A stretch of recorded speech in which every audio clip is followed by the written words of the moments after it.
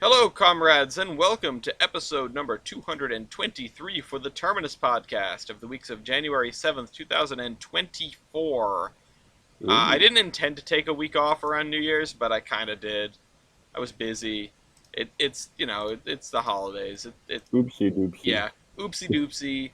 We took 3 weeks, but it's less than the 4 weeks between the previous episode and the one before it. And also, I think I nuked a cargo dock somewhere in there by accident. So, sorry about that. That's going to confuse one of the viewers. The one. Yeah. Anyway, I'm your host, Ellis, otherwise known as the Admiral. With me, I have Nicholas Christensen, Dean Massara, Aiden Jensen, and I've never known how to pronounce Vertwed. Yeah, Vertwed. That's fine. Vertwed. Good thread. Vertude. Vertuitous. Twos and floobs. Or Vertified, as it's become known. Vertified. Yeah, no, Vertified. Vertified is pronounceable. I like Vertified. Yeah. Or just Vertical. Can't wait until he's forklift vertified. I can't wait till we have to squeeze like 11 of us in TJ's car. Oh yeah. We will figure it TJ's out. clown car. East, are you actually coming or no? I mean, if people buy the stuff I'm selling, I can. God damn it. Well, buy some of his stuff he's- so he could hear this announcement. This station Yeah. stop in I mean- Springfield. Train terminates at this station. Yeah. Train terminus at the station. Buy my stuff. If I go to the Big E, can I sell something? Not at the PN booth. We don't have a seller's license. Zam. Badge. Anyway, yeah, like Vert said, the train will terminate at this station.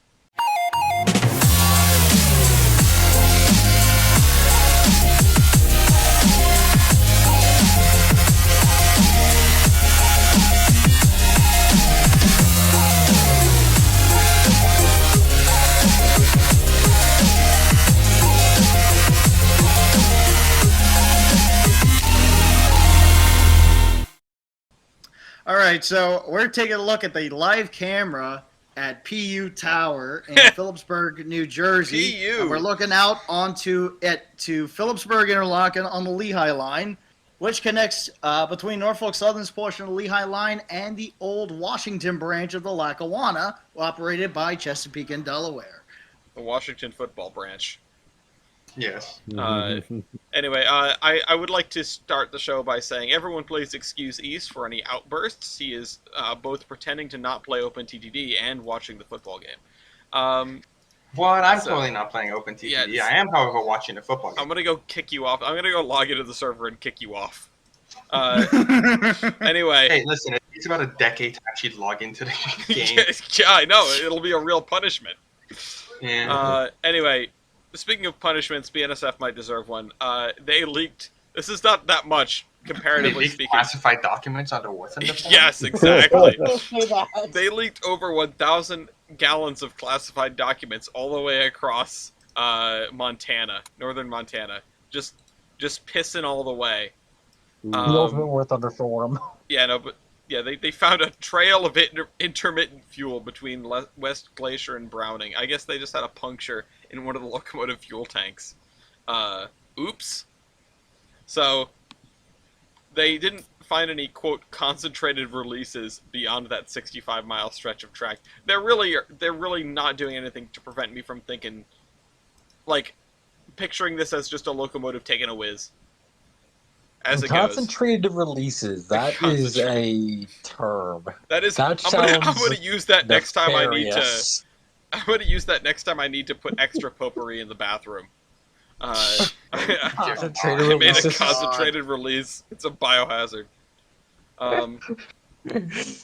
Anyway, the following day, that was December 19th. The following day, BNSF derailed in Arizona and like crunched up some reefer cars.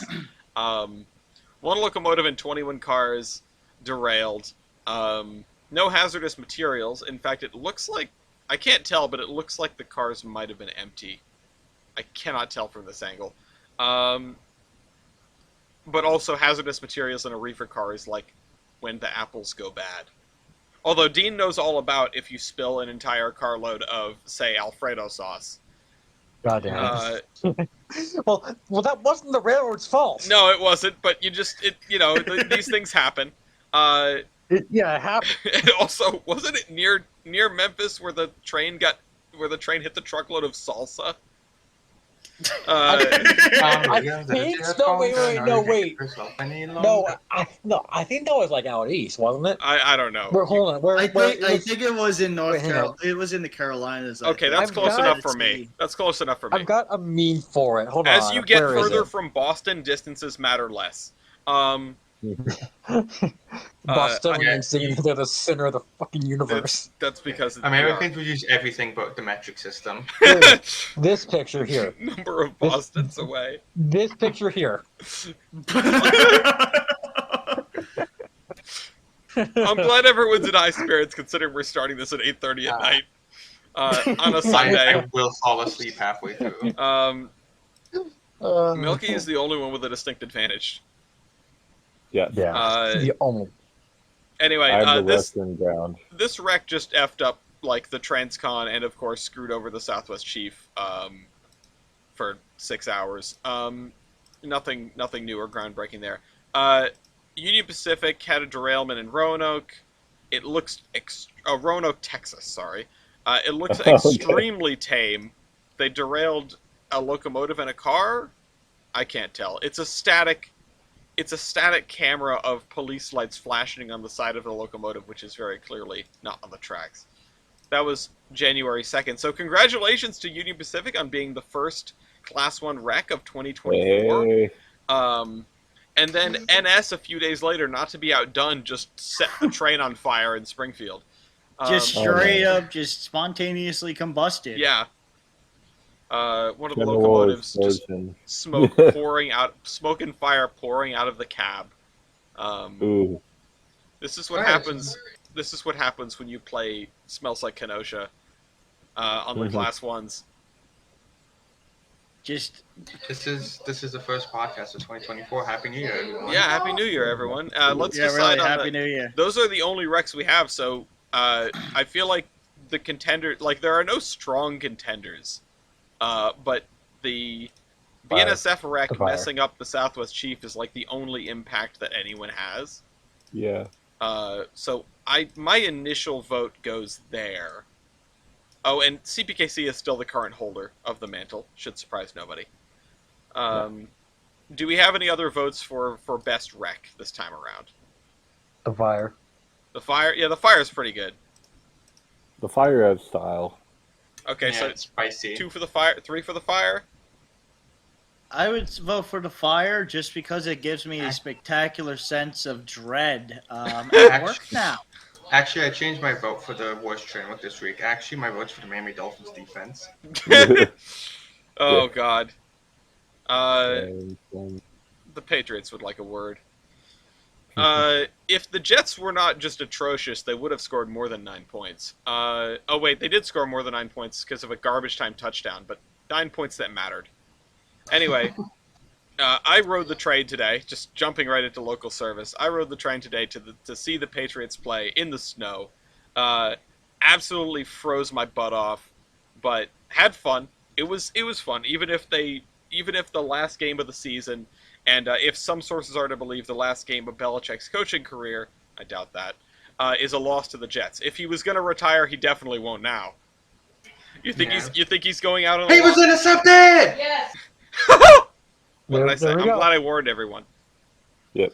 Damn, we could have taken that back to the house if we didn't slip in the end zone. But yeah, so I got to ride the train. It's definitely a better alternative than effing driving to Foxborough and home. Especially in the amount of snow that we had, which wasn't a lot, but it was definitely consistent. Has anyone else been able to ride a train these past couple weeks? Yeah, plenty of them. I don't know if that counts, Vert. Do little trains count? What do you mean little trains? Park trains matter. And scale trains. Were you riding them? No, but I was running them on the main line. Oh, okay. What was this for?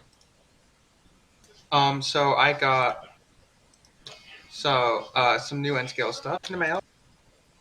Most primarily the third and fourth photo, the two middle ones here, which is a JRE 657 set. Mm-hmm. I personally have rode this set in Japan, which is why this is relevant. Took it out. It's absolutely stunning. It is immaculate how much detail they managed to fit in to such a tiny little thing. It's also like, as Tyler also found out this like past week and a half, N scale is surprisingly large for how tiny it is. That's thinking Like emoji.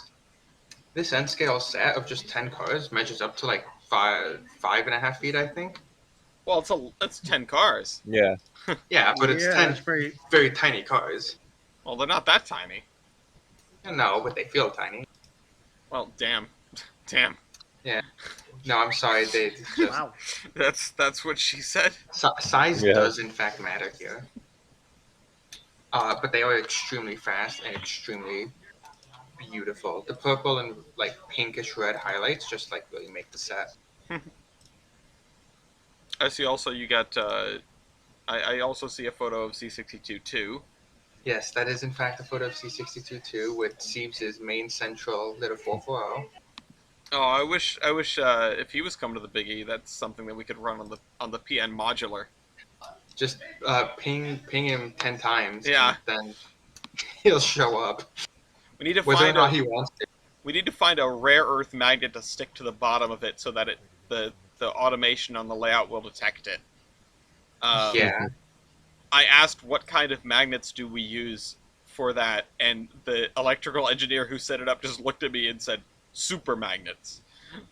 It's a type of magnet that's so strong when it goes over, it just kidnaps the engine. It stops the engine in its place. It has additional traction. It's like tractive effort with or without magnets.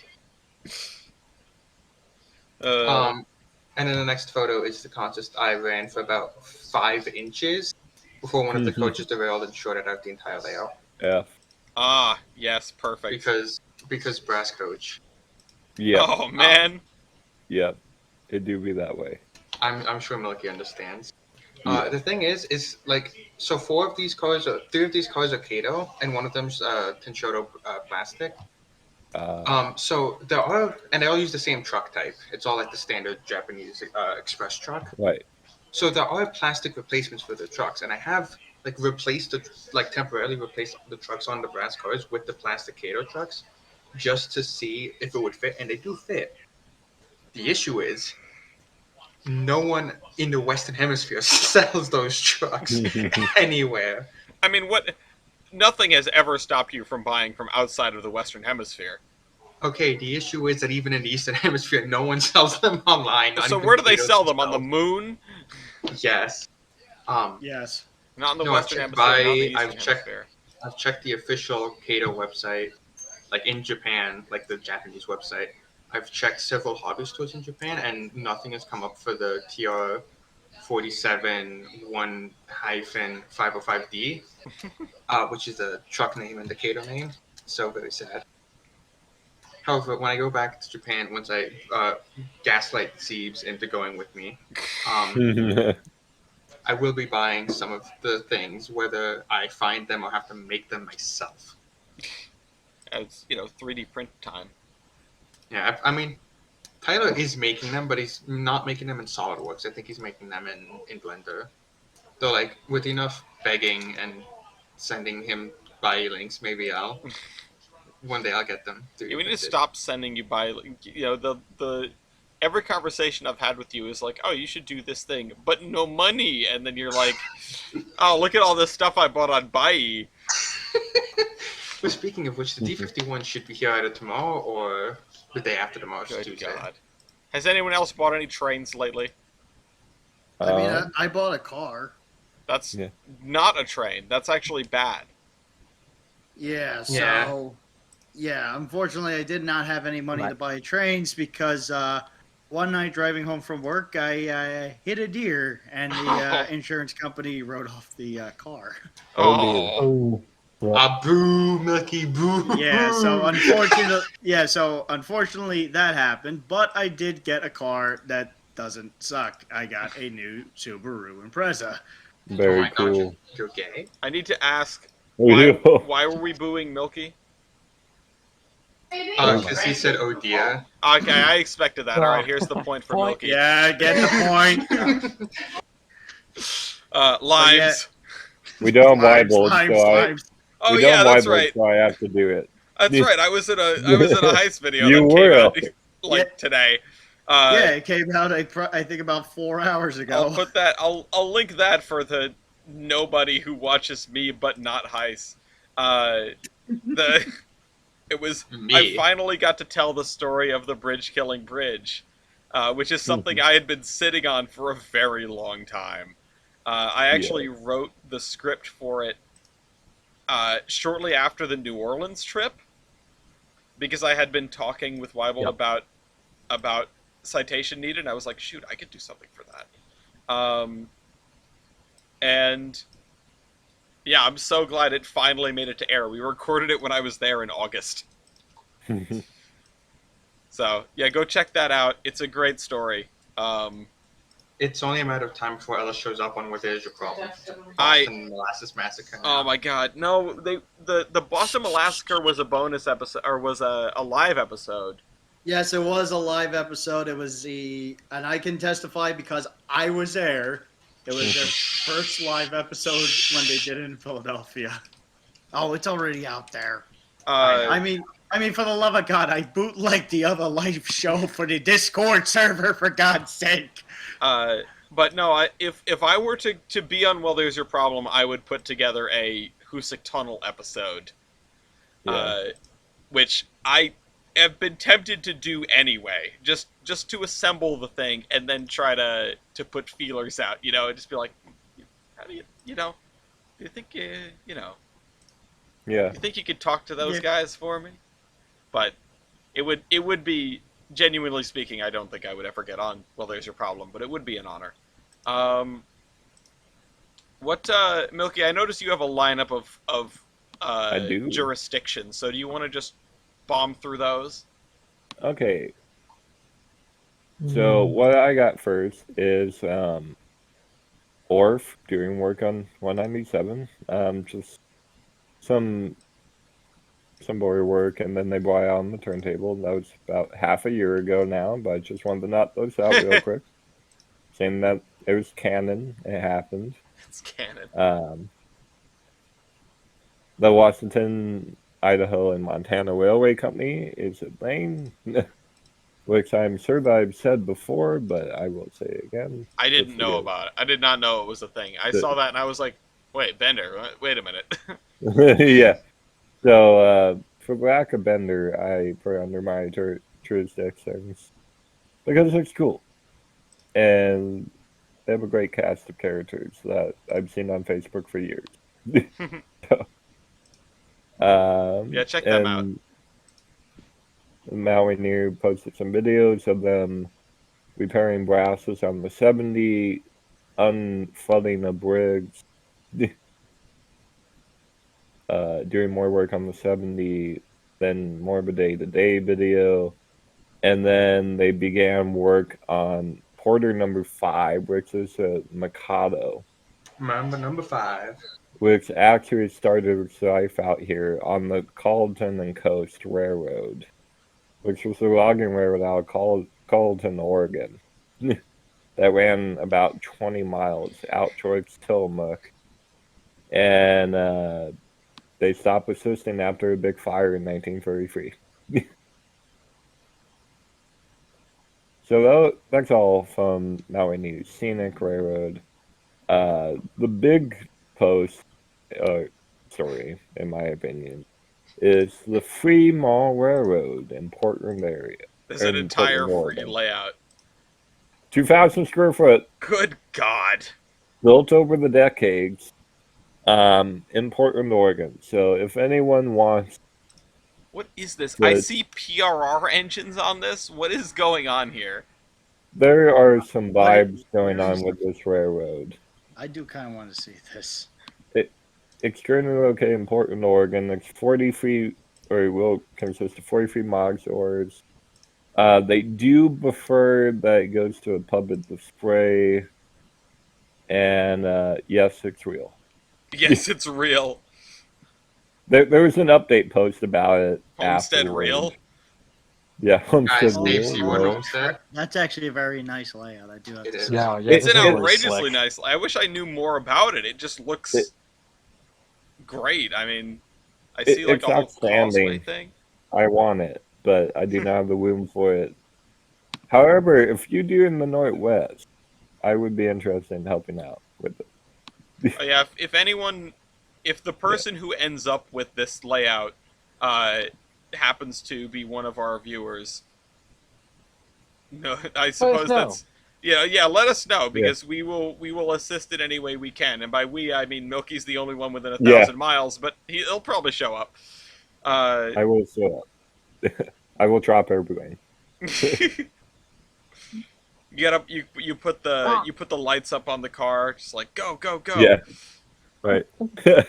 Uh, Anyway, that's all my jurisdictions. The only thing that I did outside of that is I saw a train go across the crossing, and it was a P&W engine. I think it was the 3005, which is a GP40 in a tank car.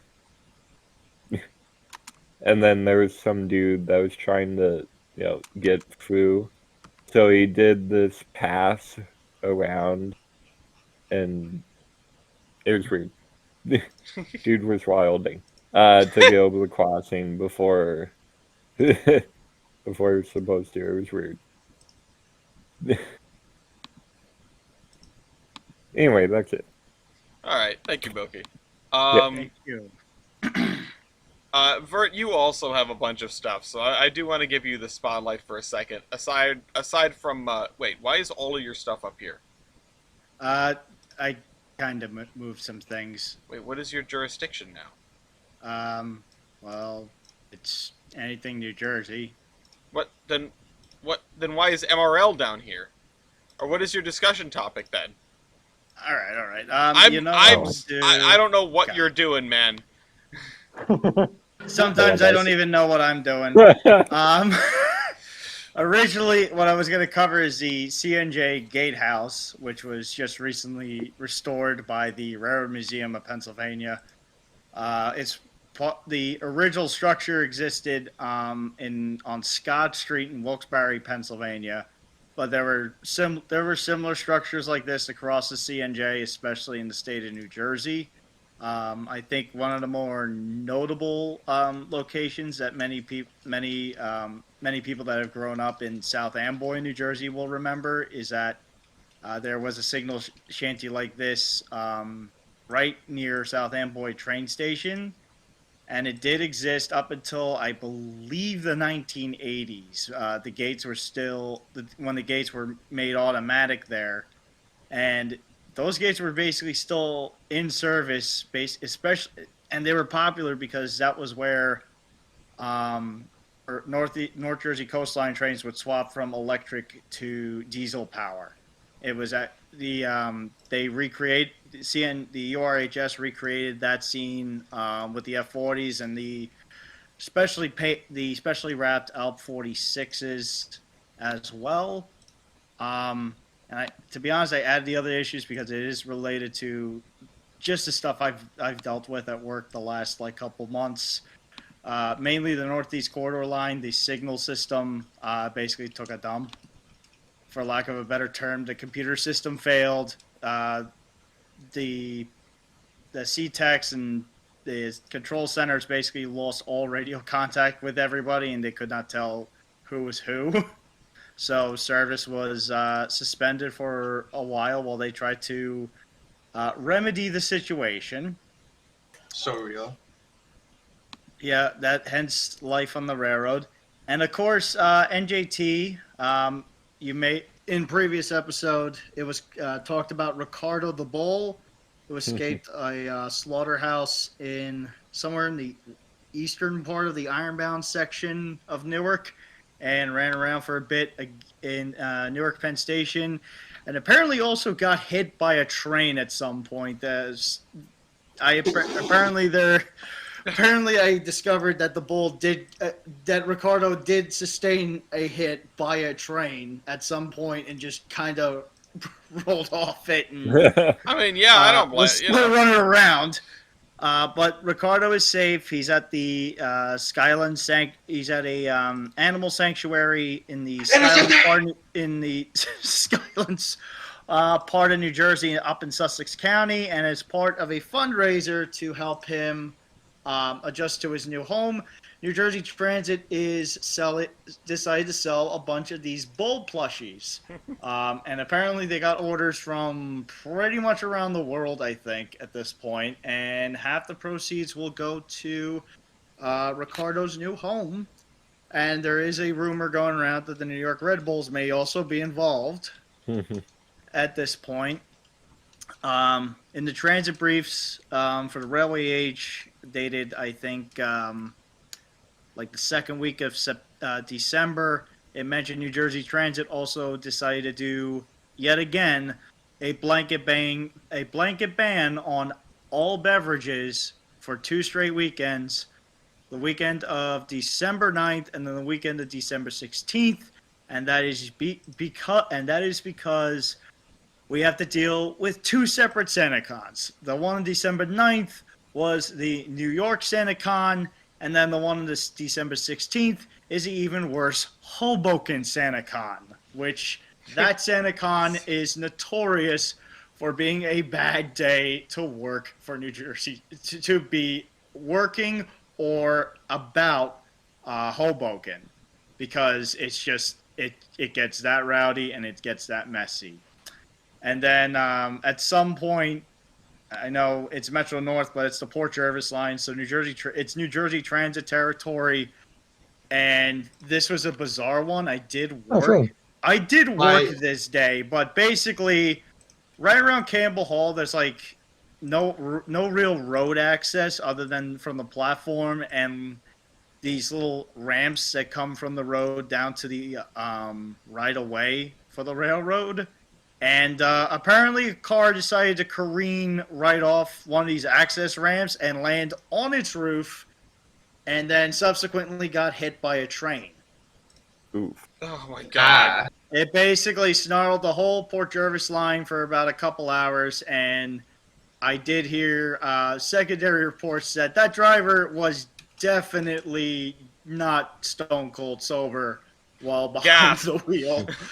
Well, that's why you guys can't have alcohol for 2 weeks, right? I don't know how anyone's gonna survive.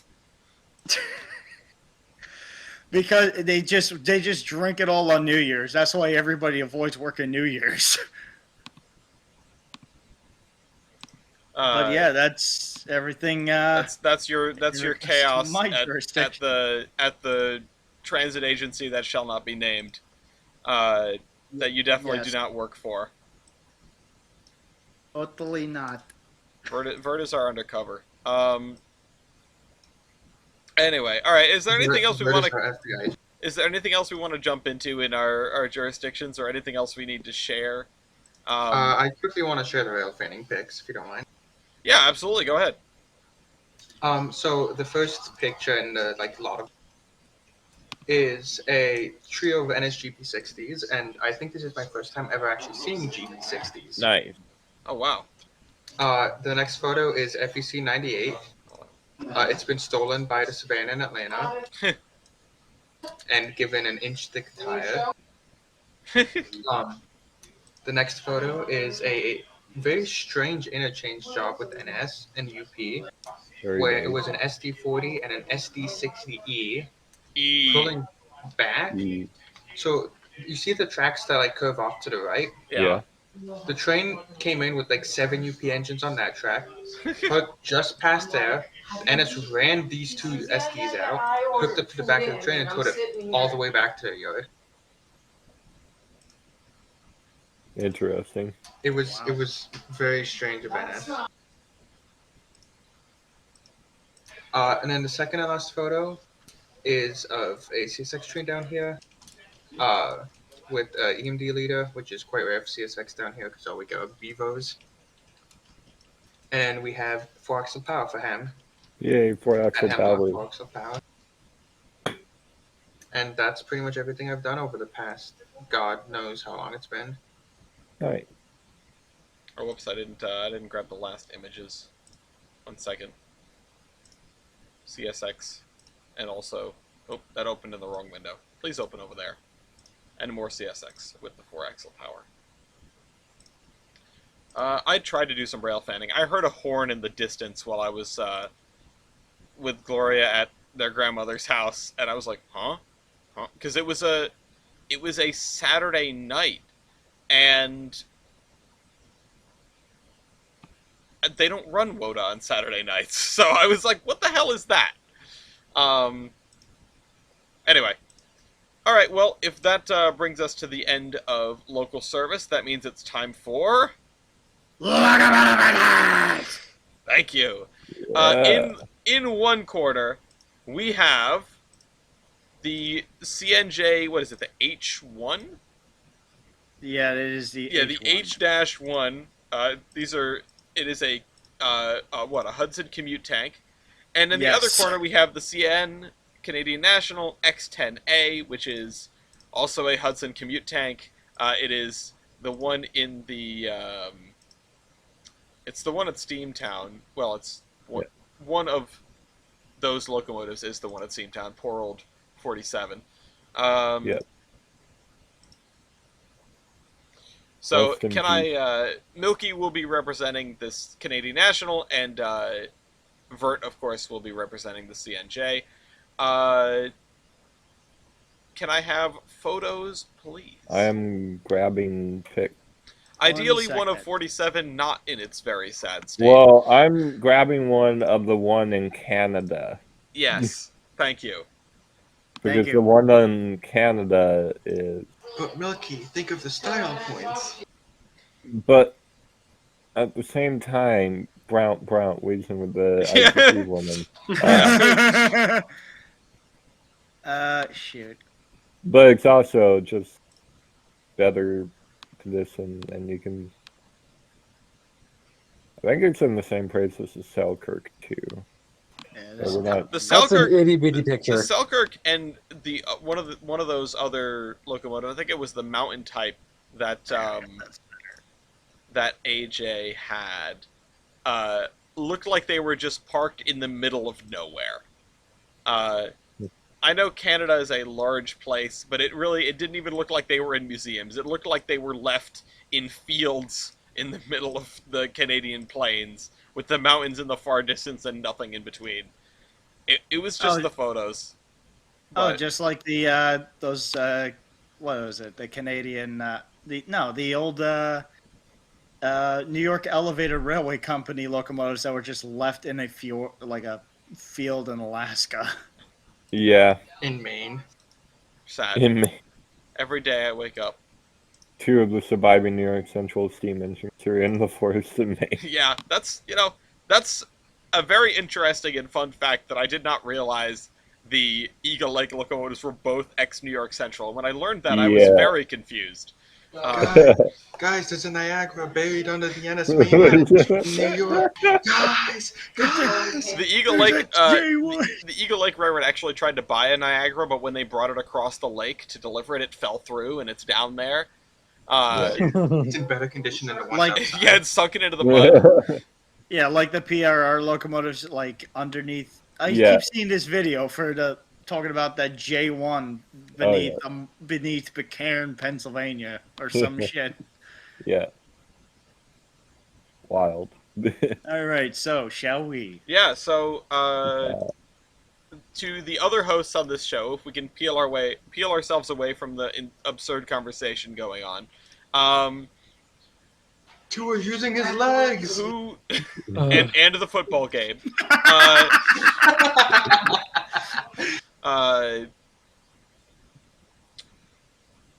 Which of these locomotives should get first pick? I know nothing of the CNJ engine. I kind of want to err on the side of the CNJ engine. I think I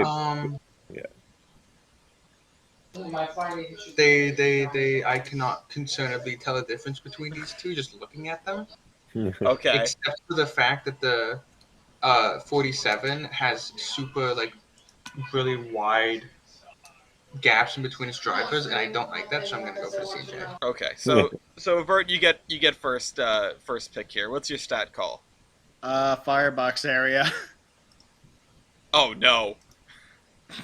Oh Firebox no. area. 160. 160. Wow, 164.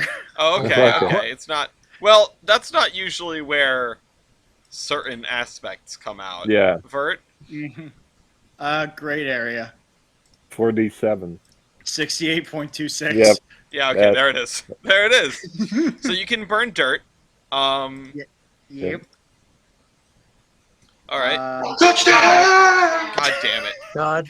Damn it, East. East. Driver diameter. Driver diameter. 63. 63. I knew that was coming. Okay. Yeah. Yep. Distinct lack of surprise. All right. Wait. I want to ask: are you 49 or 47, Milky? Because I have 49's picture up.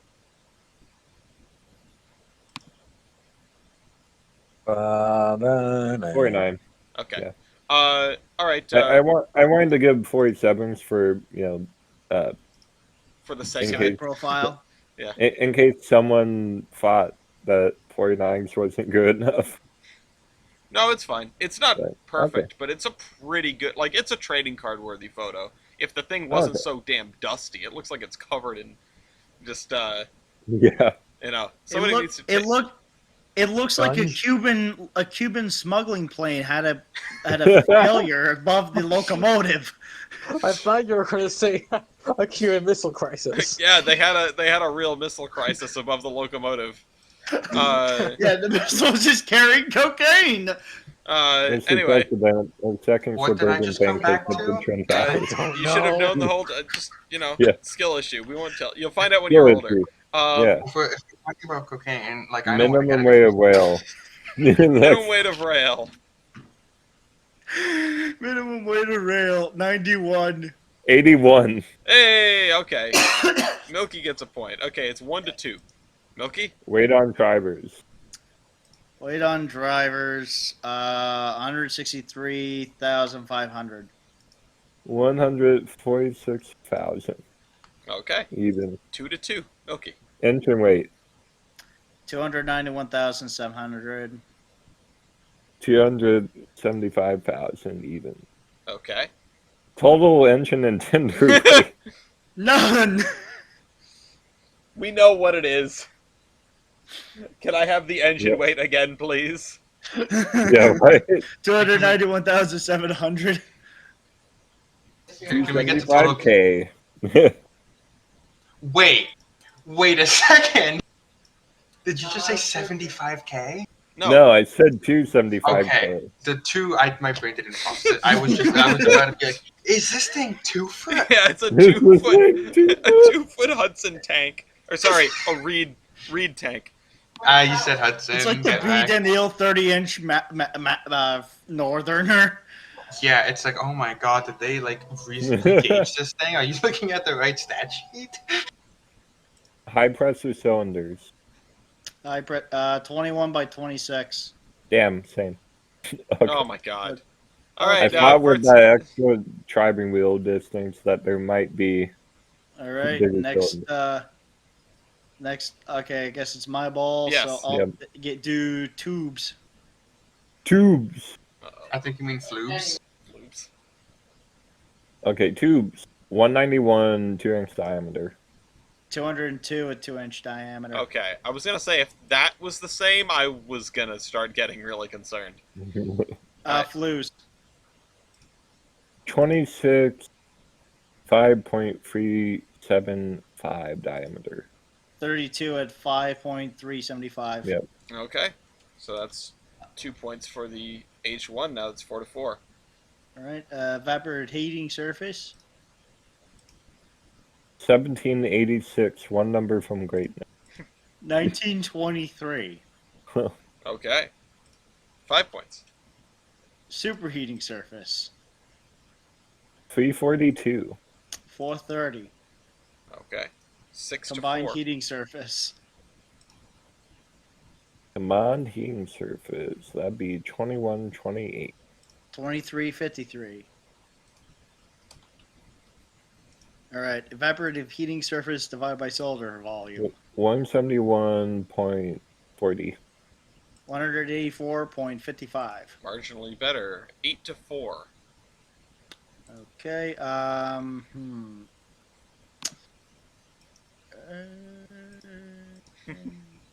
We'll try driver wheelbase. Driver wheelbase. 15.67. 13.75. Okay, that's another point. 9-4. Engine wheelbase. 39.37. 39.25. All right. I don't know how that happened, but Vert does still get the point. Well, overall wheelbase. Same as above. Same as above. Wow. Ratio driving wheelbase to overall engine wheelbase. 0.40. 0.35. Oh, so Milky wins Okay. that one. 5 Yay. to 11. Milky? Okay, well, I already called all that. Tender water capacity. I mean, it's interesting. It says 4,000 gallons. Where are you hiding that? Okay, mine is 2,900. Okay. So 2,900 against 4,000? I Did I get guess. that right? What was yours, Vert? 4,000. Oh, I wow. mean, its tank does go up to like midway through the cab. I just am surprised at the difference. All right, 12-5. Yeah. I am too. Fuel capacity. 5 tons. 6 tons. Okay, now I'm even further confused. All right, it's 60-5. We do have enough points to go to style points. I'm really sad that the X10A is getting rinsed here. I do. I mean, I'm not, because they're just similar, and one is just a little bit better. I'm just interested in like one stack call, and then I guess we'll head to style points. Tractive effort. 42,487. 30,940. Okay, interesting. That point goes to Milky, That 6-16. that is very interesting, because I thought you would have had more. All right. So I was trying to avoid it. What's the border pressure? 200. 210. Okay, that explains a little bit. Okay.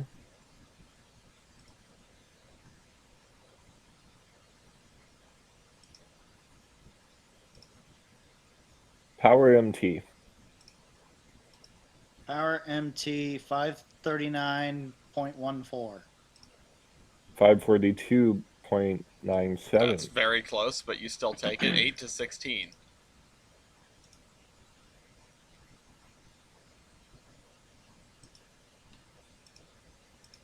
Well, Milky? Prater adhesion. Ooh, boy. 5.28. Oof. Ooh. Wow. Ooh. Wow. Ooh. I knew it wasn't going to be good because mine isn't particularly good, but I didn't think it was that bad. What's yours, Milky? 4.49. Oh, that's positively, like, well balanced compared to the H-1. Holy crap. Yeah. Yeah, the H-1 just like is just a brick. It's I just guess so. It's a little beef. a little beefy. All right, it's 9-16. Milky? I'm fine with going to style points. Okay, we'll go to style points, but of course we first have to ask our judge's choice. So I'll once again ask certain individuals to peel themselves away from the conversation and make your picks. As much as I dislike the C&J, That's not what I'm asking for. Oh, wait, yeah. You regarded in the big soul. He's highly Okay, regarded. no. The Bills just threw the worst touchdown I've ever seen.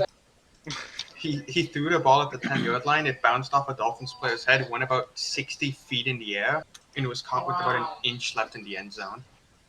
That sounds like the best touchdown I've ever heard of. No, it's horrible because the Bills have it. Well, you know. Meh. Let's go. I'm not on your side, but although I won't say I'm not on your side. Let's go with Power MT. That's a fun one. We already did that one. Zam. Let's do year. Okay, you're built. 1914. 1923. Okay, I'm gonna be honest. That was gonna be my question. I remembered that from when we did a Royale with Oh, that. the commute tank engines. Yeah, the original Yeah. commute tank Royale. I do remember that. Dean, do you have one that you'd like to hear? Let me think. Y'all. Did y'all do Builder yet? No, we no, did we not. didn't. Builder. Montreal. Baldwin. Okay, there's the point for Yeah. Baldwin. I was gonna say, do I have to look this up? God damn it. I mean, if it was Alco, it'd be adjacent. I want to know number built. Number built. 6. 6. Oh. Yeah. Okay, well, Yeah, I didn't ask it's that one. it's 18 to 9. Can I have some style points, please? I carried my railroad's logo on the tender at one point, on the rear at Okay. one point. Congratulations. Also, CN logo. Yeah, Milky actually has Oh, the yeah. logo. So, of the two here, I'm gonna give Milky the point on the basis of paint, which isn't very strong, but neither of you have paint. No, they're No. style point for the Canadian National plate up front. Oh, your embossed Yeah. number plate. Do you have an embossed number plate, Bert? I don't have a fucking like head end view of these Yeah, I damn don't know. things. It looks Probably like it looks not. like you could theoretically, but I don't know. That's a problem with this. Is like there's no photos of these things like head on. The photos head on are all fucking model photos. I mean, do we have a photo of the model? Yeah, I do. I do have a photo of the front of the brass model. I'd like to see it just for the sake.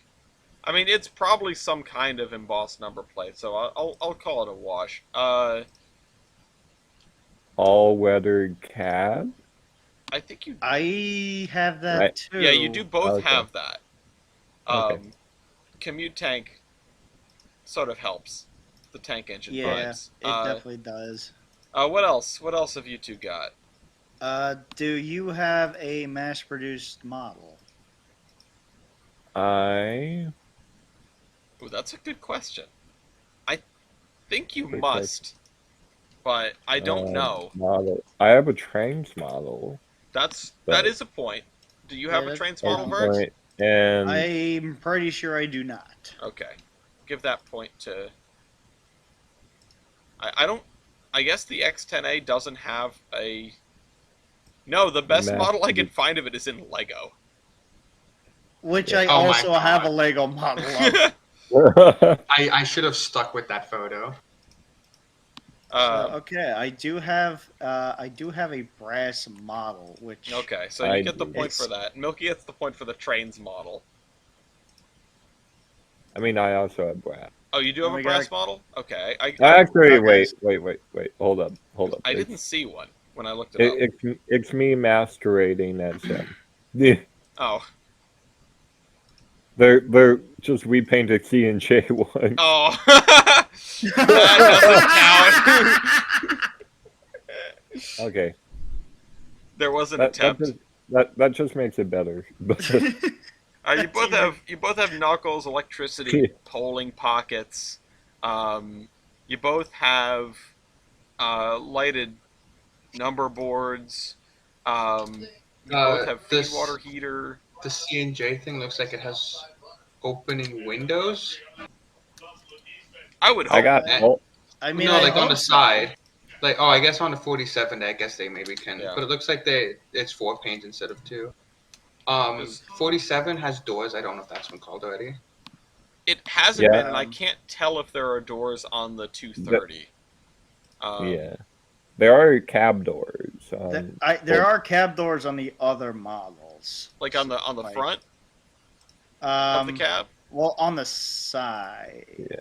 Okay. Oh, you're talking about like the swing out. Yeah. Doors. Okay.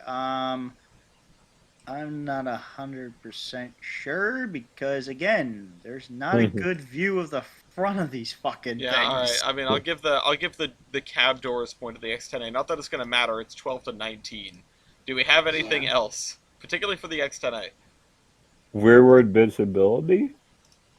Yeah, you do have that. Yeah, By a you nose, do but have you the have better. Yeah. You do have the better visibility. it. I I see would assume that something. the C&J boy has a tender back and light too. Yeah, Yeah. it does. They both do. Okay. Yeah, we definitely both had steam heat as well. I'm noticing something. Pulling pockets. Yeah, you both have polling pockets. I'm noticing something on 49 that the Is it? the CNJ engine doesn't seem to have. I think Is I it see. the I'm pretty sure I see. switchboard? What do you say? Is it the switching pirate? No, No, I kind of see it as well. I think, Alice. it's I. Do we Is it have up any? top? Do we have anything else? I mean, even if there was more, I don't think you have like. No, 7 I and don't think stuff so that either. comes So in I'm gonna anyway. wrap it here. It's 13 to 19. I'm gonna copy this data into the cargos. So the CNJ thing does win out. I mean, it's also many years younger, so it makes Yeah. sense. It does. But 19 to 13, not a bad showing. No. Winner H1 by the points, so 19 to 13. The thing that I noticed was you have a little the CN not the CNJ thing. The CN thing actually has two things that I noticed. One, it has the embossed numbers that the CN like to put on their locomotives. Yeah. And directly above that, you have the little fold-out window to block. Like you have a little sort of visor, so when you're sticking your head out the window, you're not just eating bugs. Oh, okay. But yeah, you also I think have a whistle shield up top, which I didn't notice that until just now. Was that what you were looking at, Vert? You mean the whistle shroud? Yeah. Yeah, that's what I was looking at. Okay. And East, you said you're voting for the CNJ engine. East. I vote for the C&J. Okay. Dean. CNJ. I'm gonna vote for the CN. I don't know why the CN. Come on. It's the- Reason with the ICC woman. Yeah. No, but- the only I don't like the C&J because of the funny 113, but I just hate large wheel gaps like on the CN thing. Like Damn, I between see the how it drivers, is. I just think it's ugly. That gap. I like my wheels to be tight, like I like my coffee. Yeah. You like your coffee tight? Yes. Okay. What? Sure. Okay. Well, that's fine. You know what? How do you- I will ask no how do further you get questions. tight? We have two open Is it spots. just really concentrated? We have two open spots on the document for Locomotive Versus. If there's something that you want to see for Locomotive Versus, feel free to drop a line in the comments. I East, think. Yeah. because you're liable to fall asleep first, and because you have about Wait, am I? 37 articles. No, you're just the only other person on Eastern Time, except for Ah. myself and Vert. And Vert, Well, I assume Vert is powered by like coffee or whatever and never falls asleep. So, I've never heard of Vert going to sleep. You also, again, have 37 million articles, and between you, me, and Vert, doesn't have eyes. Vert, I still don't know what kind of topic this is, so I'll just let you go. You're talking about the two. of the Don't worry topics, about it. Just think about it. NEC and the bowl. Yeah, no, that's what I wrote down when you had your other things there, then you changed on me when I wasn't looking. Figure Well, out a name shit. for this, and, East, what's going on with Brightline? All right. I'll talk about Brightline in a second. What I first want to talk about is Tri-Rail, because in 6 days, Tri-Rail is coming to downtown Miami. The extension has Yo. been tested. The engines have unfortunately been EPA Tier 4 certified. And I say unfortunately as in they did the crap ones, which are going to break down in about a week. Awesome. The corruption in Florida, no. Tri-Rail has been absolutely screwed over by engines. The Brookvilles are the Brookvilles. They're basically one-off engines that no one supports, like making parts for. So basically, they have to make everything in house, and the engines kill themselves about every week. And the F40s were supposed to be Tier 4 compliant when we built, but the company that they sent them off to only rebuilt up to Tier 2 standards. So the F40s, which were originally planned for this, can't be used because they weren't rebuilt to high enough standards because the company just screwed them over. Bruh, skill issue. Use the F40s anyway. Yeah. Just run the thing. Mango gobble. No diddly bopping around.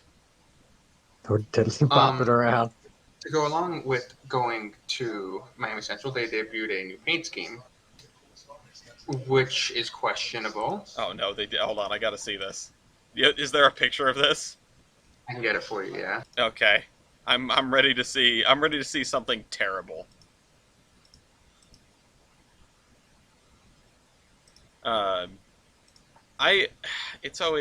We have so many articles, and it amazes me how much everyone can still say about Brightline. It's just they keep killing people, and So that's this it. is a very low-res image of the engine. Okay, there are a few pixels there. More That than looks- one. It looks. And this is an even lower-res image of the cab car. What is this? 50 I like the cab. The cab car looks okay. They haven't covered the front, though. The front got, like, darker. See, I like maybe it's just me riding the MBTA, but I don't like painted end cab cars or RDCs or whatever. I know the Boston I Marine and the agree. New Haven did that, but I agree. I like when they look just not painted. yeah, just leave them silver. Just leave it. This is the Brookvilles, which That looks horrible. it's better in person, Oh but my it's God. not significantly better. Can It's I get so can I get a blue. family tree with the locomotive and then the cab car and then this at the bottom? Just like the fusion. It's you. Hold on. I gotta do something really quick. You carry on, but I have to do something.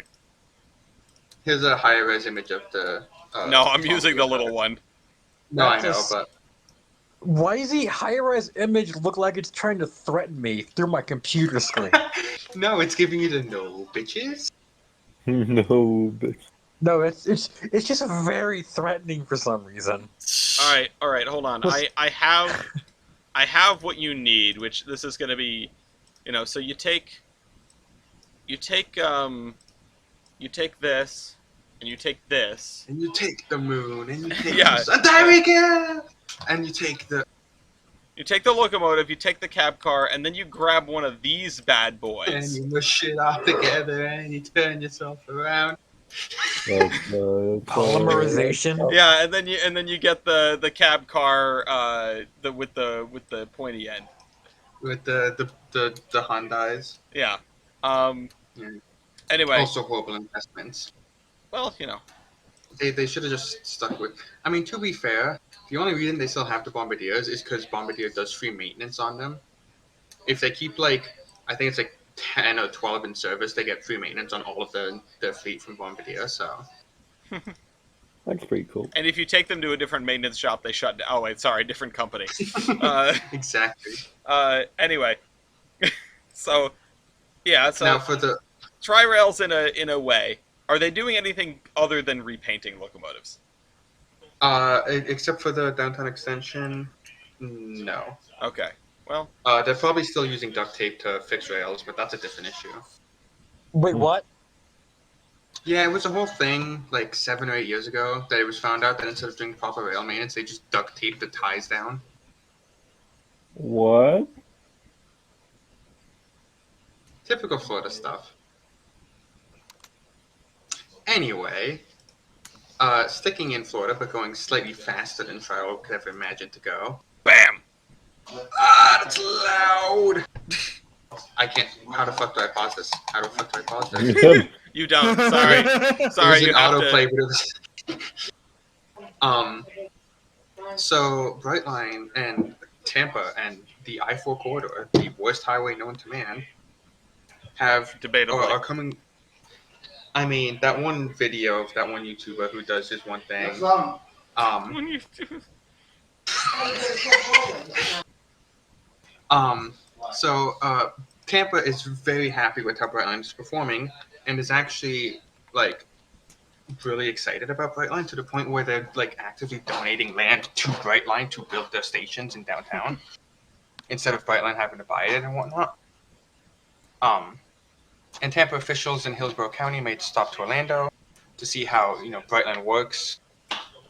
And they literally said, we need to get people to move in and around Tampa without using vehicles. We need more trains. Without using That's- trains are not vehicles. The breaking Well, news. Cars. No, we're gonna use trebuchets.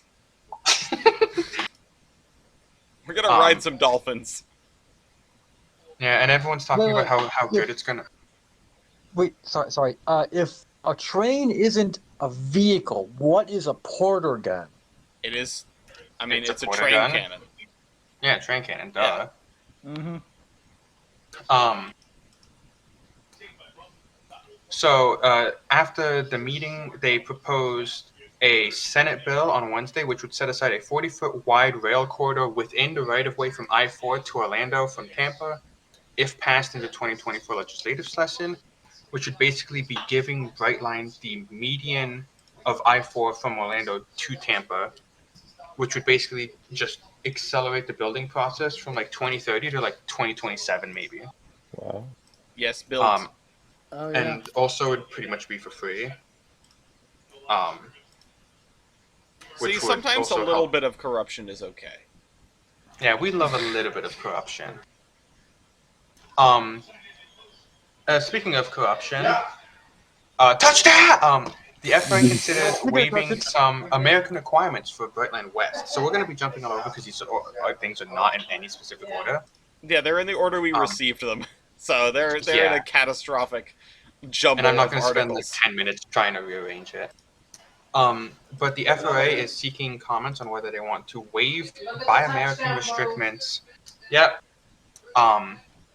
For the train sets on the Brightline West extension, which is a good thing in my opinion because I'm all for supporting American industry and for supporting American built stuff. However, I don't think that as of right now we have. Obviously, subject to change. If Siemens or whatever come together and build a capable high-speed train set, I'm all for it. I'm all for going American. But I don't think we have the capabilities in-house right now, to produce such a thing that they're requiring, which is a 200 mile per hour, 220 mile an hour train set with all of American restrictions. They're gonna just buy Acellas and put 2 power cars on each end and call it good. And turn on both power cards at once. Yeah, there you go. I Did think you it's know gonna you be only good. use 10% of your power car at any given time? What if I told you we could unlock 100%? If anything, this just also gives more competition to American companies. So instead of Siemens pretty much being the only bidder, this gives competition. So companies overseas, God forbid Alstom, but also other companies like Hitachi Alstom's doing great. They're doing great right now. No. could also place bids. I think I would rather have CRRC come back at this point. And the thing is, with a company like Hitachi, who already has a deal signed with Texas High Speed Rail, should that ever come into fruition, fingers crossed, this would give them even more incentive to place a higher bid in the U.S. But hopefully it's an American company that gets it because USA. I just don't believe we have the capabilities right now to support such a project without like 5-year delays and no snack car. No snack car. No snack car. Okay, here's the first of the fun articles. Melbourne pedestrian killed in Brightline collision. Second fatality. Oh yeah, here we go. A 36-year-old woman was doing what she's not supposed to be doing and crossed in front of the train, who obviously tried to swerve to avoid her but couldn't because it's going at 100 miles an hour. Wait. The train tried to swerve? What? Yes, Sorry, the train did. Of course they did. Yeah, He tried turned, to swerve he out of turned the way. the steering wheel. No, I thought that I misheard this. I'm sure Oh, I did. yeah, it tried to jump over her. Have you not seen the ramps they installed? Yeah, It's we just have like- too tall. If I said what was on my mind, Ellis would need to get a horn to censor me. Brightline as built by Renai Transportation. Brightline is built by me in Factorio. Yeah, exactly. It was a 60-year-old woman who walked in front of the train. It's no surprisingly, she got misted. Of course, Brightline was not found at fault because it's never been found at fault. That's not how this works. Yeah. She trespassed and she paid the consequences. A pedestrian in Palm Beach County was also killed. This was slightly later. This is in December. The other one was in November, I think. They walked in front of the Brightline train as it was approaching the station, and same thing happened as before. Of course, Brightline was also not found at fault there. They just tried to beat the train. I don't know how you try to beat a train as a pedestrian in a car. Run. Okay, I get you're sometimes a little mentally ignorant of the situation in a vehicle, but if you're on a car, if you're walking, it floors me. I mean, you're such a small target. How could they possibly hit you? Yeah, no, because obviously this is Call of Duty where hitboxes matter. Well, I mean, exactly. You could say But- real life has the best hitboxes ever. Yeah, no, closest to reality. Closest to reality. Oop, Yeah, there it's goes gravity. Real life screenshot. /r/outside. Yeah, that's Yeah. my favorite game. Yeah. Brightline also refinanced a lot of their budget and bonds before the developing plans from Tampa to Orlando, or vice versa. It'll refinance a lot of its debt from building their Miami to Orlando extension, which that includes plans in case they need to buy right-of-way along I-4, just in case, which I think is good nonetheless, because with Florida, you can never tell. Maybe they'll force them to include uranium-infested ballast, who knows. I have received a second meme. Mr. President, I've received a second meme about the bridge killing bridge episode. What? Hold on. I need to put this with the other one, and I need to show you all the Show first. us. Yeah, I need to show you the first one that I got. The second one was just posted and they were green. Hold on, where the hell did I put it? Anyway, carry on. I there need it to is. find it. It's in here. It's in my photos somewhere. And also massive Brightline news, probably as significant as the Tampa extension is, at least in my opinion, is the northeast corridor of Miami, which is 7 planned stations along Brightline in Miami, so they can also run as a commuter service on top of an express service. Oh, nice. And the thing that was holding that project back from proceeding was an environmental permit. However, the environmental permit has just been granted, which means further consideration for the project can be considered. Miami-Dade has about half of the $570 million project committed. A little over half, about maybe 3/5 of the project's total funding needed committed by the state. And so the engineering phase of the project will begin, which includes building stations and other things needed for commuter service along the line. Okay. Very nice. This is from November, I think, because I remember talking about this. But Brightline Orlando ridership alone nears 100,000 riders per month, which is massive. I think we did the math, and most of the trains are running at like within 95% of capacity, if I'm not mistaken. Because I remember I was in lab when we were like doing the math for it. And yet they're still losing like oodles of money. Not that it's a problem I'll necessarily, but I'll get to that. Um.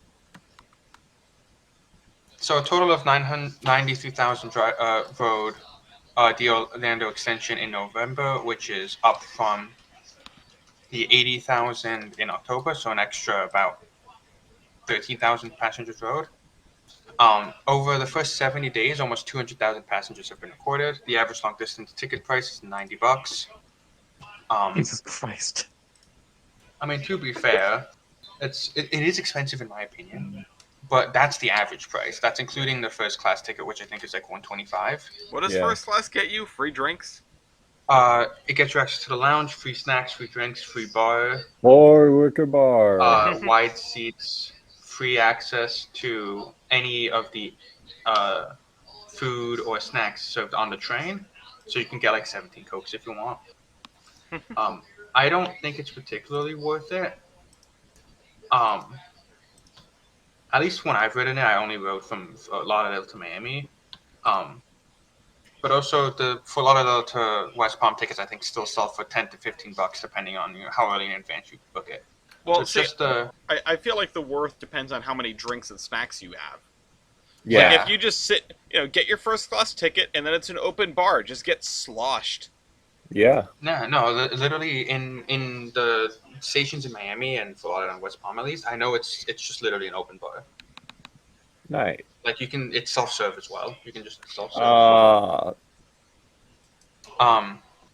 Short I distance know what I'm ridership was doing. also up 10%, with an average fare of $25, which is akin for, when 10-15 bucks for, I think that's pretty For a drink? fair. I had a No, bowl game. so up to November they had transported 1.8 million passengers, which is really good. And Brightline is predicting over 4 million long distance passengers upon stabilization, which would be incredible. And I would love to see similar, or I would love to see like the same data presented upon other, let's say, medium distance corridors. Yeah, let's see it on like what is necessarily comparable? Because nothing else goes quite as fast. Michigan, Yeah, maybe the Michigan services, I was but I gonna don't think say- they have the service frequency that Brightline does. well, I mean, hell, the Northeast Corridor barely has the surface frequency. Yeah, that's Right. what I mean. I'm Brightline not does. sure they're. I mean, it'd be nice to see comparisons, but man, you Yeah. have to really f with the data to get an apples to apples comparison. Yeah. I mean, I was talking with a friend of mine who works at Brightline, and he says they want to run more trains. They want to run higher frequency. The only thing holding them back is how slow Siemens is giving them trains. Like they have extra orders for more coaches on the books, like on order. It's just they haven't received them yet because Siemens is busy, doing all of the other shit for Amtrak. Yeah, But because the trains are so at capacity, they have ordered more coaches and stuff like that. And back before the Orlando extension, they actually took the previous 5 train sets and narrowed it to 4 train sets, but made the train sets 5 cars long instead of 4. So they didn't have a reserve set. What they did is they took that reserve set and distributed it amongst the other trains because they needed the higher capacity. and now they have spare engines, which is good because they keep plowing into things and people. Yeah. The other very important thing, I think, is for the Tampa extension down I-4, because I-4 is pretty much a straight line going through all of the neighborhood in Florida because Eisenhower or something. You know how highways work. Brightline plans to have services up to 150 miles an hour, which would officially put it at high speed. 125, rickety. Okay? At 150, I think you can officially say it's high speed. And also, it would be going double the speed limit. Maybe like double and a half the speed limit of I-4. It's just normal Florida man day, though. Yeah. Me going 200 miles an hour down I-4. Yeah. But they say they plan to build the Tampa extension at a 150 mile an hour rating. Me which trying I to think race is- the train down the highway. Listen, with I-4, the average speed of I-4 I think was something like 14 miles an hour. That sounds like a skill issue to me. Yeah. Yeah. Now I'm gonna turn on Freebird. Other Brightline news: Stewart City Commissioners have approved a Brightline station in Stewart, Florida. I'm loving this. All of these communities that absolutely hated Brightline and were almost were suing Brightline because they didn't want the train to come through the city are now begging Brightline for train stations. And I think this is fantastic and proves that NIMBYs are the worst thing to exist in this area. Yeah. No. They should have just built the train station and Build it pretended. and they come. Yeah, build the train station and pretend it wasn't a train station and just have it like closed and it's just it's we're building like a cute little cafe, whatever, Yeah. and with a train viewing platform, and then they're like, oh, we actually want a station, and they do the Soviet Union remove thing in from The Simpsons, where all the signs Yeah. fall off and it says Brightline underneath, Uh, and then it kills 17 people. yeah. It's the station demands a blood sacrifice. Yeah. County commissioners say they will fund half the station cost, Brightline will have the other fund. And Stewart's also going to be responsible for all of the parking garage or whatever. Stewart. Which is good. I frankly love that all of these cities are now being like, we want a Brightline station. We will pay you to get a Brightline station here. Please give us a Brightline station. Which again, I think is fantastic. I'm loving. Critique Brightline for all you want. Yeah, they should have electrified. Blah blah blah blah. It's fantastic that what they're doing is what they're doing. Even if they're not electrified, whatever, I think it's fantastic that they're proving that highest speed rail, quote unquote, or just increased frequency in commuter service works in the U.S. I mean, I think we're just proving that people like trains, and we knew that already. too. It's just like, why does it take so much to get over the hurdle of just like providing rail service to people? Come on. Mm-hmm. On November 16, Brightline also increased the number of trains. I don't think Brightline has a reserved set anymore. I think they are using all of their train sets to achieve this maximum frequency of 30-minute turnarounds, which is just wild. You don't see 30-minute turnarounds on high-speed services even in Europe sometimes. No. I mean, although they don't really have what's the word? They don't have an option. They're only high speed. Yeah. They don't have any. They don't have any. They're not going to buy a bunch of F40s and be like, okay, we're also going to do local service now. Yeah. But they should. I mean, no, though they totally shouldn't. But what if? Yeah. They definitely shouldn't do that. JK, unless. Several other cities along the Treasure Coast have asked Brightline for passenger stations, consisting of Morton, St. Lucie County, and Indian River. All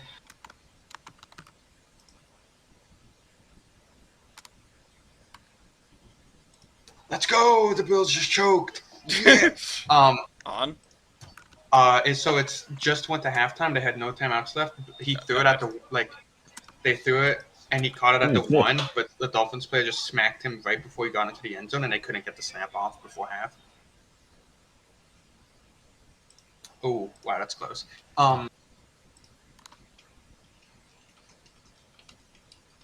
That's something we've already covered. All right. Brightline also gets a $6 billion federal infusion for infrastructure, which is great. Maybe they'll build that bridge. It's split half between Brightline and Brightline West. I am so excited for Brightline West because I hope they take the stuff they learned from Brightline West and apply it to Brightline, electrification, blah blah blah, everything like that, blah blah. I think it's fantastic. Give Brightline more money so they can build more train. Is Brightline West? Where is that going to be again? LA to Las Vegas. LA, Las Vegas. So it's going to hit all like Californians probably. It's in the middle of the freaking desert. Who's it gonna hit out there? It's gonna hit some. LA. It's also going to LA be entirely isn't grade in the middle of separated, the my desert. guy. No, but they're gonna leave. It's gonna leave is it? out Okay. like it's. The problem with Brightline is it's like in urbanized area 100% of the time. Yeah. and also not grade separated. But Brightline West is pretty much going to be grade separated. It's going to be like the Northeast Corridor, pretty much. Yeah. Yeah, but if the Northeast Corridor was in the middle of the desert. Yeah. So as of right now, Brightline has 32 daily trips between Orlando and Florida. 32. That's Wow. insane. Yeah. That's Do you like know how much several the Acela- MBTA lines.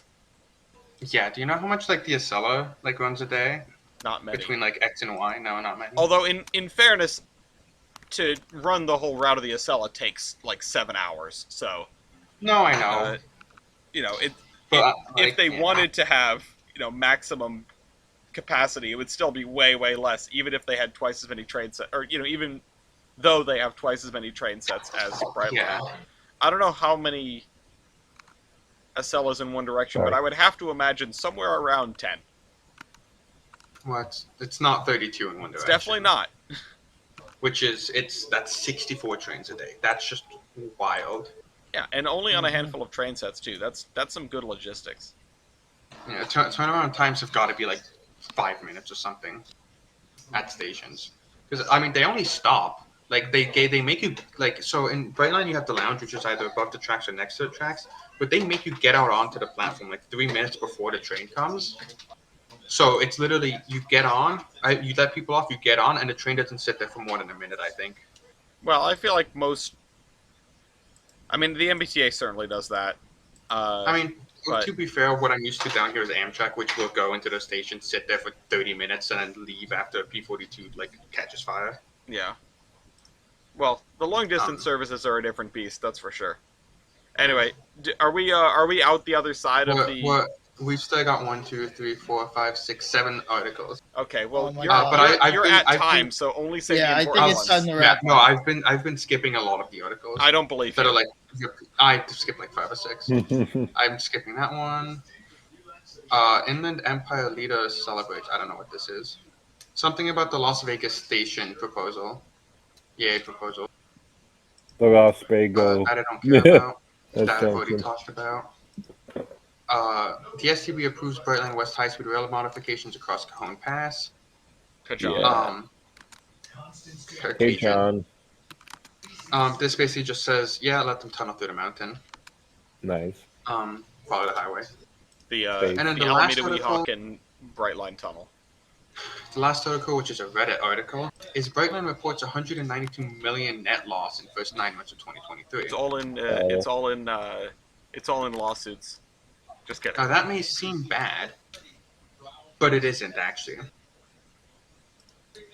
They've reported a 67% increase in ridership from last year, and 116% revenue increase from last year, which is fantastic.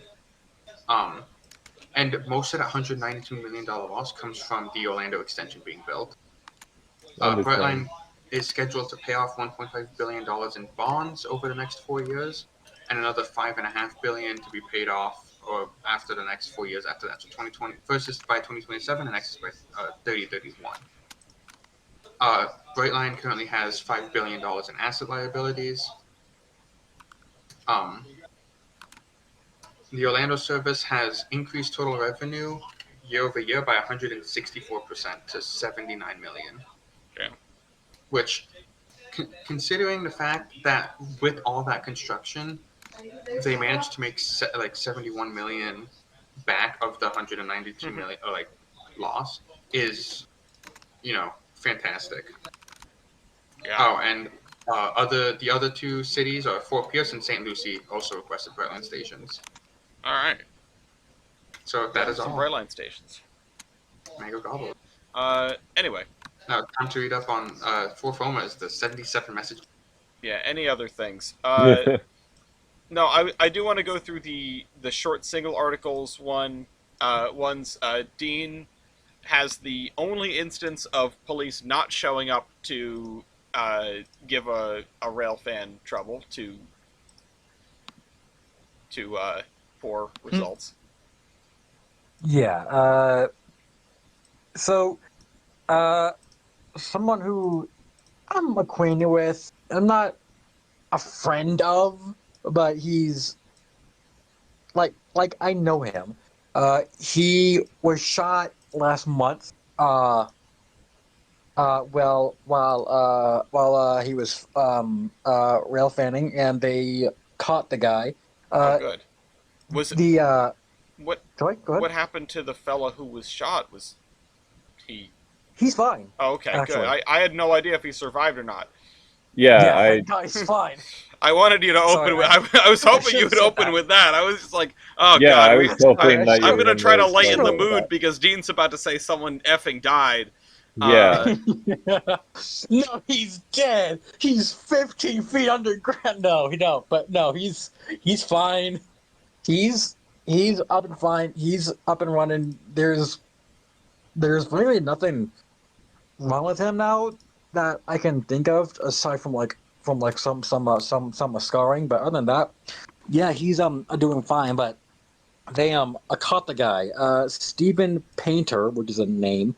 32 has been charged with attempted first degree murder and attempted especially aggravated robbery. Uh, so victim said he was photographing. Sorry, the victim said he was photographing a train at Chelsea and Bayless when Painter pulled up next to him in a green GMC Yukon, asked if he needed help, and then asked for some money. So, yeah, that's something you might do. Hey, do you need help? No. Can I have some money? Yeah. Do you need No. help? Bang. No, I need help. do you got No, I need drugs? Yeah. help. Do your money. Oh, that's what happened. Look, that's sort of what happened to my brother. But look, they shot him first and then robbed him. That's the order of Memphis is an operations. interesting place. Yeah, Oh god. Well, I'm glad he's okay. I'm glad they caught the guy. Yeah. I thank mean, God. Yeah, first degree murder is pretty. It makes me think that they knew each other, but it sounds like they didn't. they didn't know. Because first degree is usually premeditated. No. Well, that doesn't have to mean you have a Uh, specific target in mind, I suppose. I'm not certain. Let me look up real quick. I don't know. Well, First I'm going to be on degree. a grand jury later in the month, so Yeah. maybe I'll learn some things about the law. Um, So it is intentional murder that is willful and premeditated with malice aforethought. So I guess that there doesn't need to be a specific victim in my mind, but the plan to do it. um, So Mason the just DM'd victim. me and I'm scared. oh So what no! happened is the I victim haven't. said You should always he be ran to afraid. his. So the victim said that he ran to his car, and that is when Painter fired a shot through his windshield and hit him in the shoulder. So he got into his car trying to get out. Then I got shot. Jeez. Police said a day earlier, Painter ran from police in a stolen Nissan. According to the affidavit of complaint, the officer who stopped the car was able to get body cam footage of a Painter and said, and that was how they tied him to the shooting. Hmm. Okay. The one time that the body cam was left on. God. Uh, anyway. Uh, closing the book on that, Milky, I want to hear about the new Amtrak bi-levels. Okay, Amtrak has issued a request for proposals to replace the bi-levels that they currently have, which are the superliners that were built in the 1980s and in some cases the 70s. They've been very great cars over the years, but however are kind of old and kind of starting to show it. Yeah, kind of. And by Having kind of, ridden in the I mean, superliners, they could use new cars. yeah. So Amtrak has issued a formal request saying, "Hey, car builder, give us your designs, and we'll pick one or two, whatever." So the responses are due by May 17th of this year, and Amtrak's highest priority is to replace the oldest portion of the fleet. So they hope to, and they will determine like specific numbers of cars as well as details on classes of service, onboard amenities, and customer enhancements. Will be determined based on whoever gets the contract. So they're kind of just going at it with like a send us your ideas. Yeah, because I know that they were talking about fixed consists, and we talked about that a lot. And Amtrak does have experience with fixed consists. That's true, Now, see, the Amtrak has straight Chicago and the Acellas. and those are. So it's not like they don't know how to deal Yeah. with them and the upshots and downfalls thereof. But yeah, I mean, it does seem like there's no real specific set of. I mean, they have their requirements for coach seating, sleeping cars, food service accessibility, but it's not publicly accessible, so we can't comment on it. But the manufacturers will be able to put their proposals out in a couple of months, right? By the end of March, you said? Yeah, by the end of May. Oh, by the end of May. Okay, sorry. Oh, cool. Some of the Bibles were built by Pullman Standard. And we will hear about that. I'm sure we'll be talking about that because I'm really interested to see what comes out of this. Even if this doesn't result in a replacement of the superliners, I think our conversations over the last year or 2 years or however long is like we know they need more equipment. Yeah. Oh, they've needed more equipment for years. Mm-hmm. Yeah.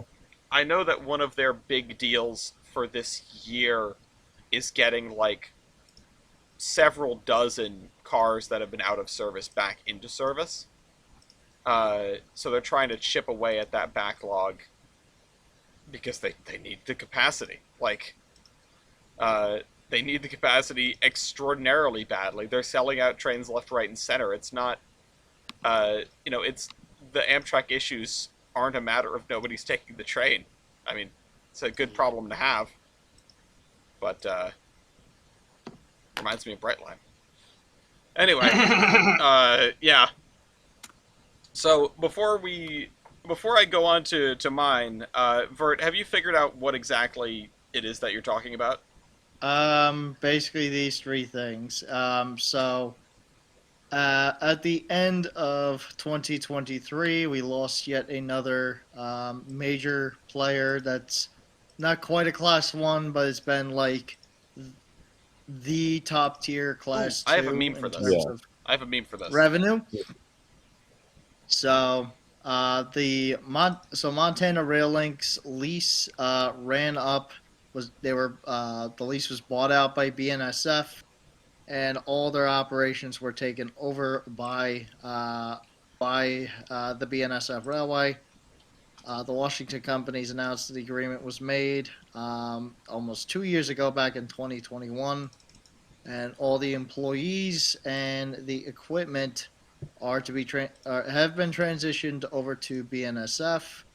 And the branch lines that were still owned by the Washington Corps will still see regular service, and now are leased by BNSF. So now Montana Rail Link's owned branches are now being leased out and served by CSX, BNSF rather.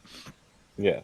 Of course, this they kind of became a viral, like a very big sensation in the Pacific Northwest rail fan community and like the upper central part of the country, mainly because of Montana's Big Sky country and everything like that.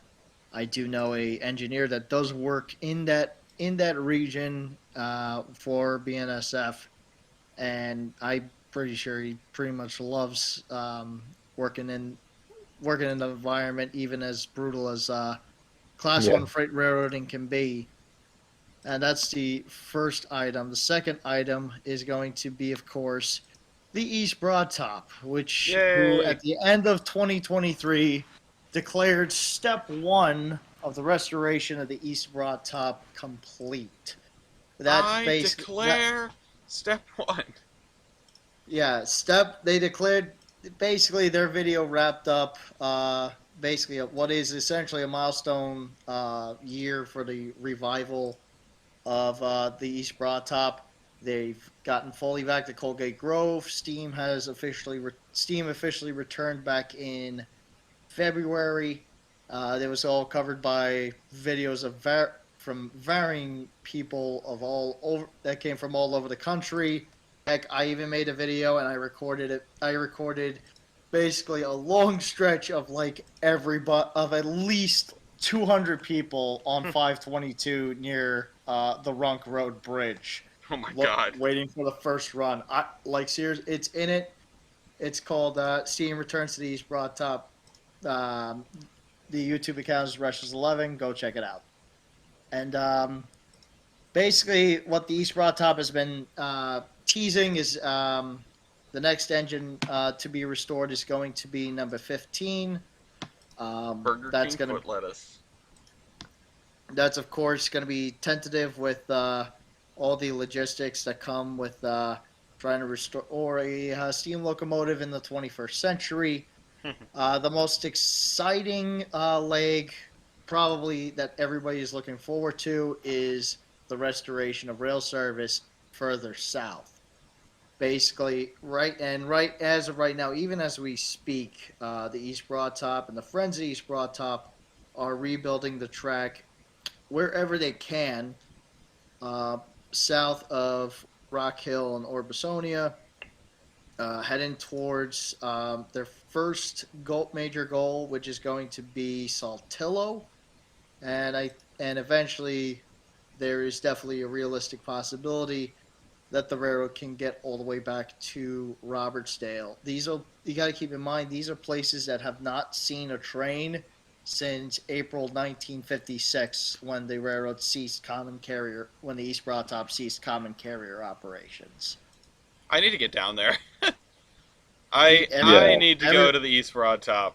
Everybody needs to go down there. They've also launched a site where you can look up into the archives, which is interesting because I found coal waybills for the Rock Hill Coal Company that go as far away as like New Jersey for schools and everything for heating, which is really cool. And it's an exciting time for the East Broad Top, and it gets more and more exciting with each passing year. And then we get to this an article from the Gettysburg Times. And in this article, it basically talks about welcoming 2024 with excitement, or if you're a member of the steam railroading community, PTSD. Okay. Because in part of this article, which includes stuff such as Little Round Top being reopened in Gettysburg National Military Park, and a couple other local businesses with changes and stuff like that. It has been announced that the Gettysburg and Northern will start running scenic train rides yet again on the I'm ready. I'm so what ready. I'm gonna live there. I'm so ready. As of right now, they're gonna be diesel powered. Oh. They will more than likely be diesel powered. Whether steam actually comes to the Gettysburg and Northern, whether it be through the Grambling family or one of the other tank engine owners that travel across the country, leaves to be said.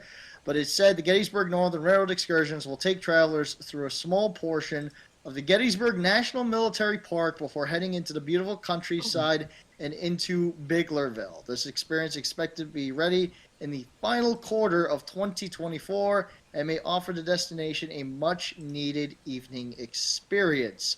Of course, this is also the same stretch that saw the operation of the Gettysburg Railroad from the late 1970s until around 1996, and is also the site where Steam railroading nearly died in this country with when 1278's firebox failed. It's I feel like it could have failed much harder, and I would have liked to visit.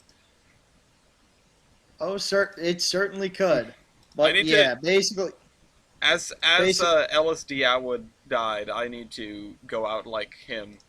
Uh, it is the destiny of Ellis's, I suppose. I guess so. And that's pretty much it for my portion. All right. So let's talk about crew size. People argue all the time as to whether size matters. But in this case, New York State has weighed in, and of course they know that size matters. They actually are not the first state to require two-man crews, but Class 1 and Class 2 railroads operating in New York will have to have two-man crews. Now, it's interesting that Class 3s are excluded from this because we're about to see. I mean, I don't necessarily think that's. I mean, it is less than ideal, but it's going to be real funny to watch a bunch of It's weirdly, all of the Class 1s in New York State are just going to dissolve into a series of connected Class 3s with suspiciously similar names. I don't know why that would happen. Yeah, the Norfolk and Northern, the Norfolk and Western, the Norfolk and Eastern, the Norfolk and Northwestern, the Norfolk and Southeastern.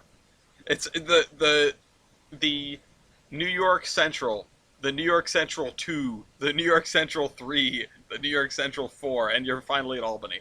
Front at Albany. Yeah, the New York Central, the New York Central. The New York Central. The Boston, the new the Boston and Albany. The railroad that kills you instantly. Boston and Boston. Yeah, so this is good. The 2022 bill on train crew sizes passed both houses of the New York State Legislature last year, but but it was vetoed over concerns about federal preemption. Yeah, which is strange. Like, you're not putting the law in because you expect that the feds are going to do something about it, which in 2022 I can understand a little bit of apprehension. But the Ohio and Minnesota governments have done very similar things, and New York, I guess, decided it was time. So it's interesting to see this sort of crop up in 3 states. I'm sure we will see it in more. And we even had a post. We had a post that's tangentially related about crew size and how, from Railway Age, how it might affect small railroads. So it's really interesting that this carves out Class 3s. So, quote, there's an estimate of 400 small railroads that now operate some trains engineer only in the cab, and the majority of those still use conductor following in a truck. Go ahead. I was gonna say the Four River Railroad, like shoving 3 people in one of those like old B units. Yeah. Oh no. Like switch like a car and a caboose. The Four River Railroad is a fascinating slice of railroading. Yes, it is. I've seen people in industry talk about how sometimes conductor following in truck is useful, as opposed to conductor in cab if you have to do set outs and pickups and your train is very long, because otherwise your conductor has to walk a literal mile. Yeah. Normal day on the B&W. Yeah, no, I do wonder how ops. It would be nice to have more in industry folks weighing in. I mean, Vert, you're welcome to, but I know you work not with freight, so it's a little bit of a different ball game for you. I mean, not regularly with freight. I mean, there's freight cars, but we don't handle like proper freight. I'm waiting to see commuter system redacted mixed train.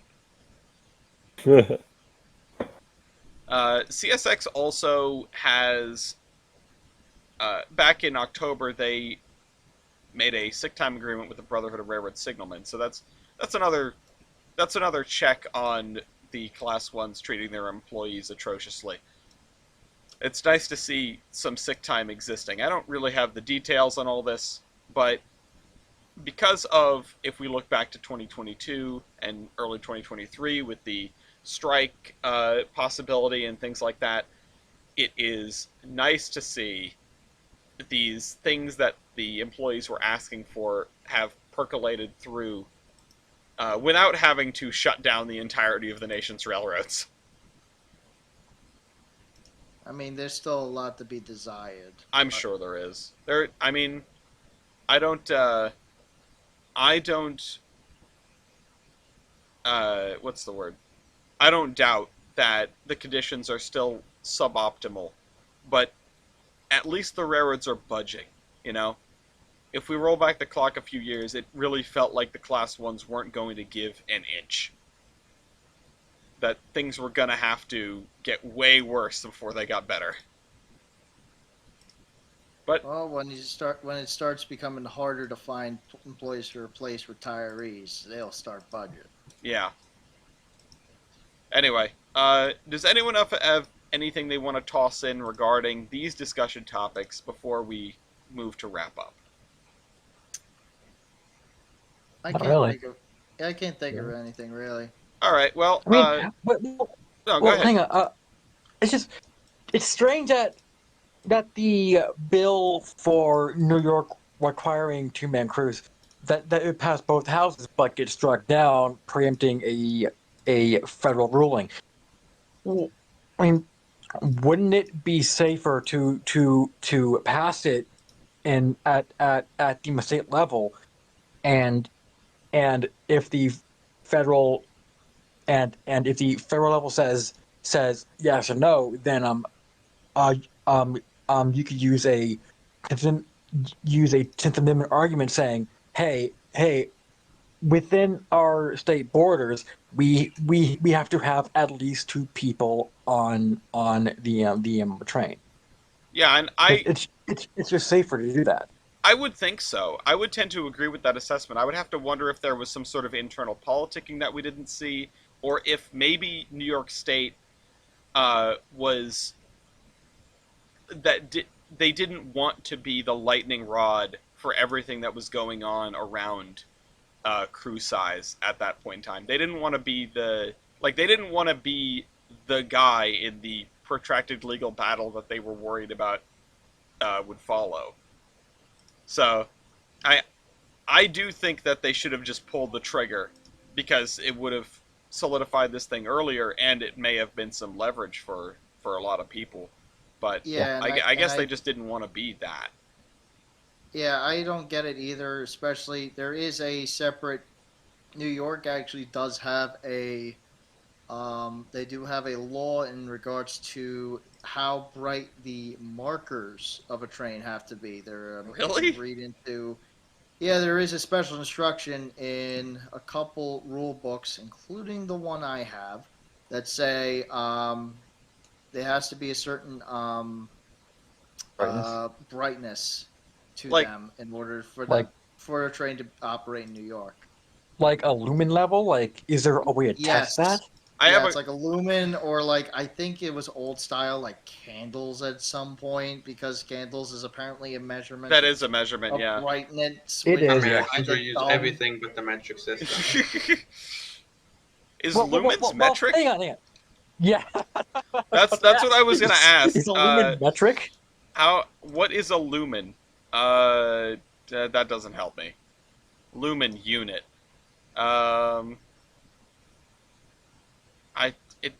It is an SI unit.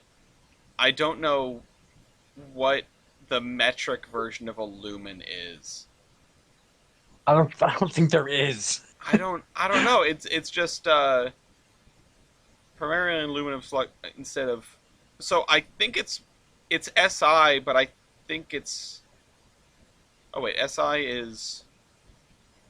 Lumen No, SI basically is measures how metric. much light you're getting from a ball. Yeah, SI is metric. So, lumen's imperial measure. Oh God, What?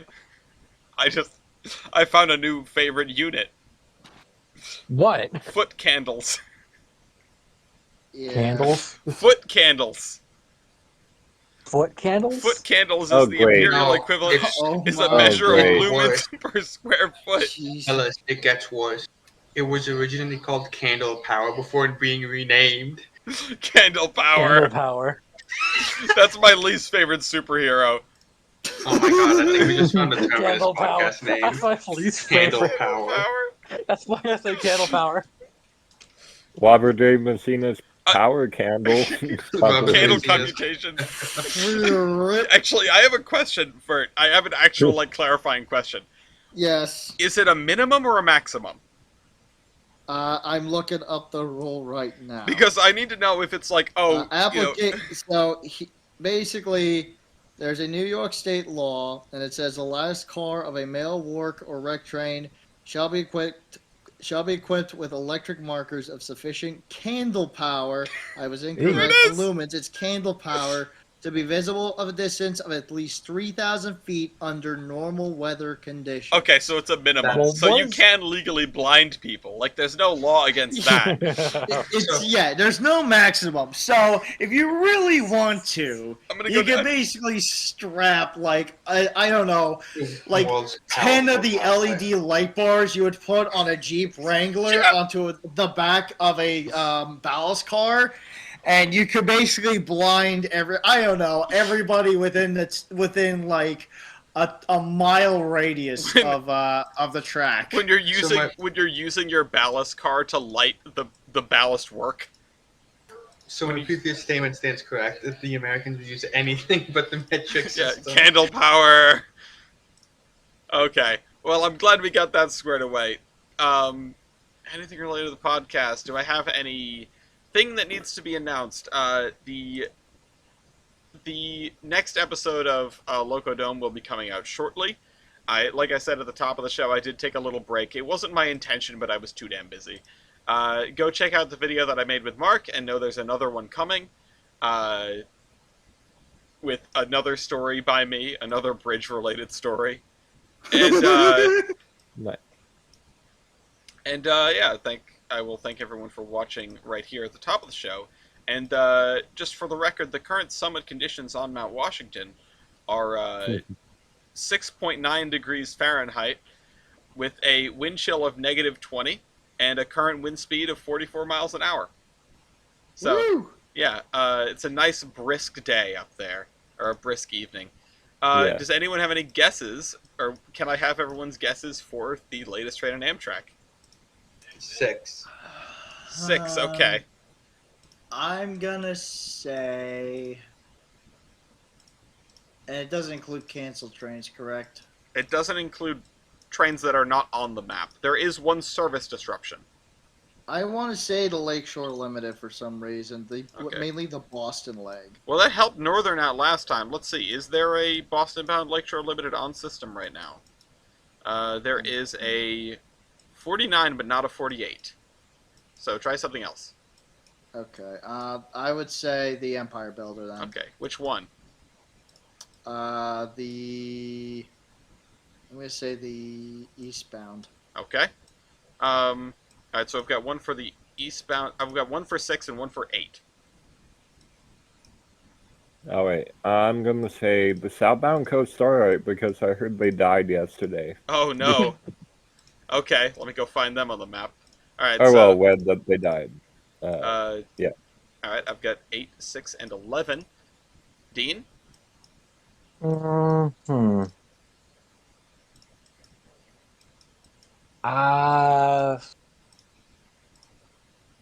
There is an Acela in the red, and I think all the Downeasters today were canceled. Or they're just off system. We get a lot of snow today. Texas Chief? Or is that not a thing? There's the Texas Eagle. Eagle, that one. Okay. We'll start with that way. Which one do you want? North or south? South. Southbound Texas Eagle to San Antonio is on time at St. Louis, Missouri. The eastbound Empire Builder to Chicago number 8 is 27 minutes late at Stanley, North Dakota. There is also another one on time at Everett, Washington, and another one on time at Wishram, Washington.